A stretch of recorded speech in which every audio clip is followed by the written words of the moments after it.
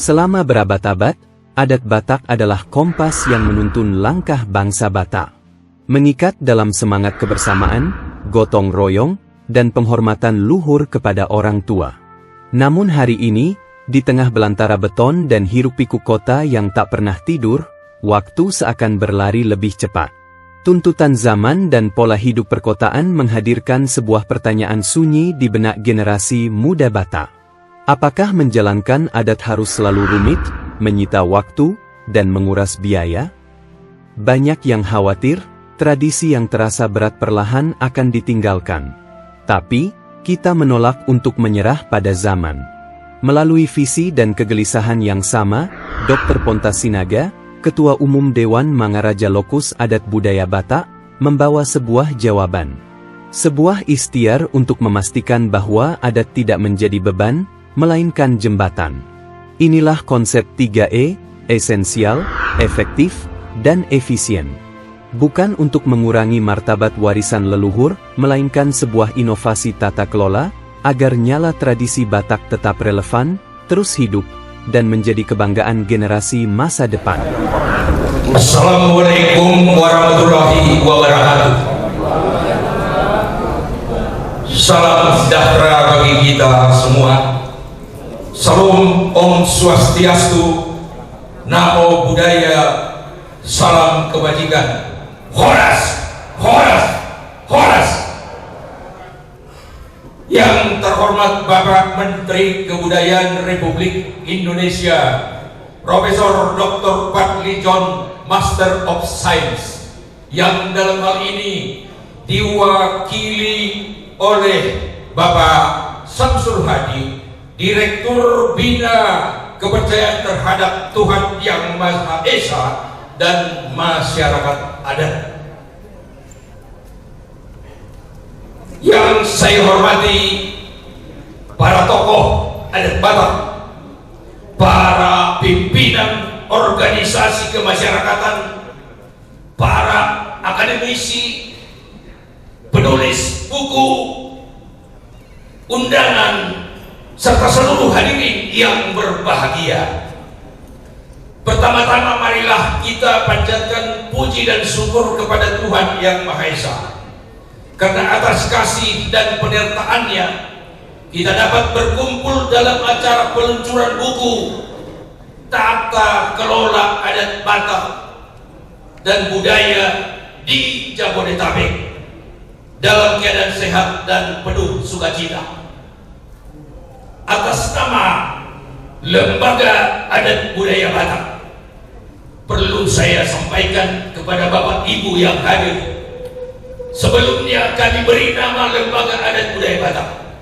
Begitu kami usulkan nama kita ke Kementerian Hukum HAM, Dirjen AHU, mereka menolak. Terminologi atau diksi lembaga tidak boleh digunakan.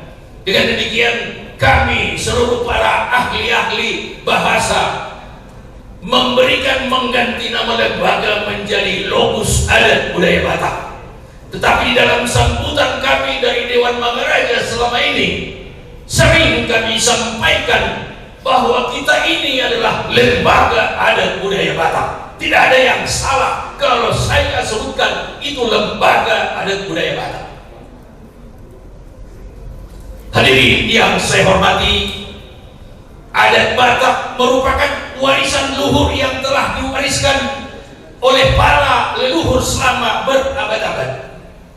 Di dalamnya terkandung nilai-nilai kebersamaan, gotong royong, penghormatan kepada orang tua, solidaritas kekerabatan, serta semangat musyawarah yang menjadi kekuatan masyarakat Batak hingga saat ini. Namun kita juga menyadari bahwa perkembangan zaman menghadirkan tantangan baru, urbanisasi, perubahan pola hidup masyarakat, serta tuntutan efisiensi seringkali membuat generasi muda memandang pelaksanaan adat sebagai sesuatu yang sangat rumit. memakan waktu yang banyak dan membutuhkan biaya yang sangat besar. Itulah problem yang umum. Berangkat dari realitas tersebut, buku ini menawarkan suatu pendekatan yang disebut dengan konsep 3E. Esensial, yakni menjaga nilai-nilai adat yang tidak boleh hilang atau dikurangi maknanya.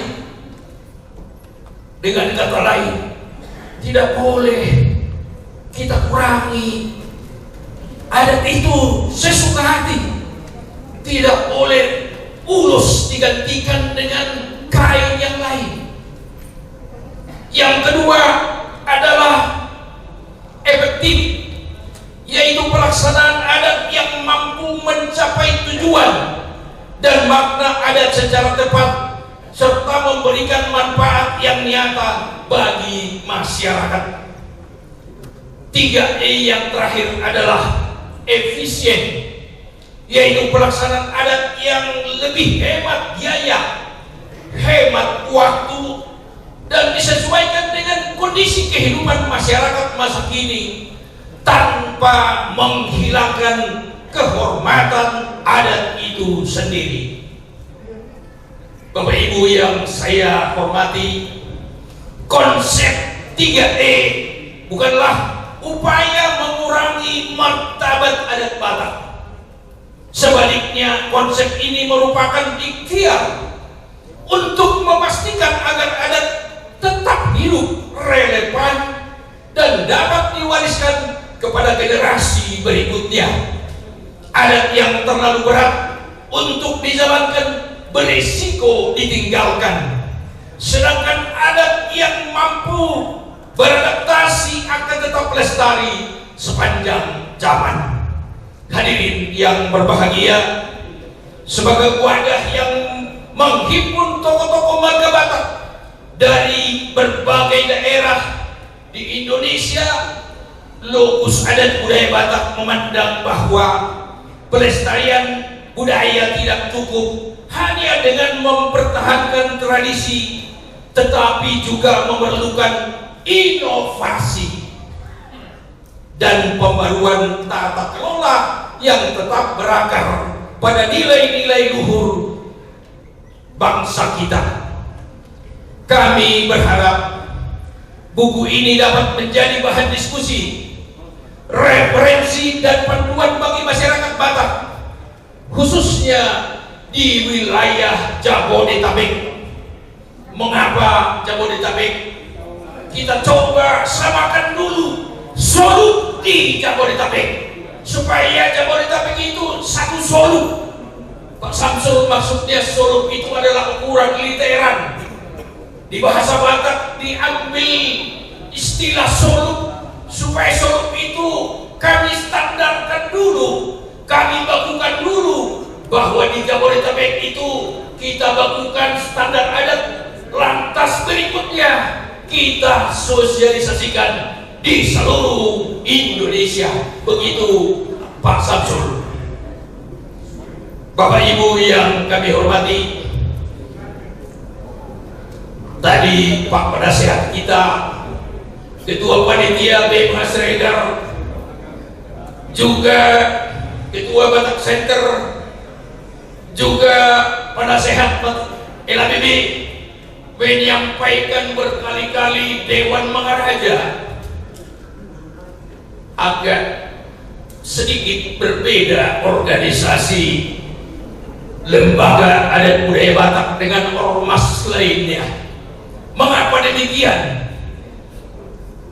Lokus adat budaya Batak itu terbentuk dari perkumpulan para ketua-ketua marga.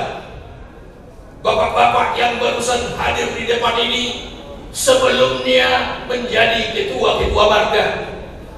Pak Berlin Hutajulu adalah sebagai ketua marga Hutajulu. Bapak-bapak yang lain juga mewakili marganya. Kami sendiri mewakili sebagai ketua marga Sinaga. Dihadiri oleh 200 marga tahun 2018 sepakat 200 warga itu membentuk satu organisasi yang disebut dengan Dewan Mangaraja Adat Batak. Begitu terbentuk Dewan Mangaraja ini, bersidanglah kami menentukan Dewan Pengurus Pusat. Sebentar lagi Amang Kolonel Simarmata pada saatnya nanti akan diberi waktu untuk memaparkan apa program DPP, tetapi karena kita sudah ada bagi tugas pada akhir sesi terakhir nanti Mas Simarmata. Lalu pada awalnya saya sampaikan bahwa ketua DPP sebelum periode ini adalah Bapak yang punya rumah ini, yang punya tempat ini, pada Bapak Budi Sinambela. Mohon berdiri supaya dikenal oleh bapak-bapak yang lain. Pak Budi Sinambela, sebentar lagi Pak Budi Sinambela ada meminta sedikit waktu. Pak Budi Sinambela memberikan beasiswa bagi masyarakat Batak. Tepuk tangan dulu untuk Pak Budi Sinambela. Oleh karena itu Pak Budi Sinambela nanti menugaskan Rektor Universitas Sembudan Tular untuk menyampaikan program apa saja yang hebat menjadi satu acuan di Universitas Sembudan Tular. Kemudian berjalanlah lembaga adat budaya Batak ini pada periode pertama, ditulislah buku Ruhut cetakan pertama.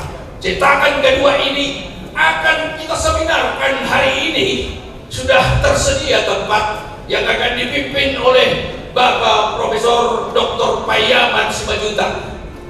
Mari kita bersabar. Harapan kami Bapak Ibu yang terhormat, sampai selesai acara kita ini jangan ada yang berangkat dulu, beranjak dari tempat duduknya, karena banyak hal yang kami belum sampaikan kepada Bapak Ibu. Akhir kata, kami mengucapkan terima kasih kepada seluruh pihak yang telah mendukung lahirnya buku ini. Semoga peluncuran buku ini menjadi langkah awal untuk memperkuat pelestarian adat dan budaya Batak yang berakar kuat pada tradisi, namun tetap adaptif terhadap perkembangan zaman. Horas, horas.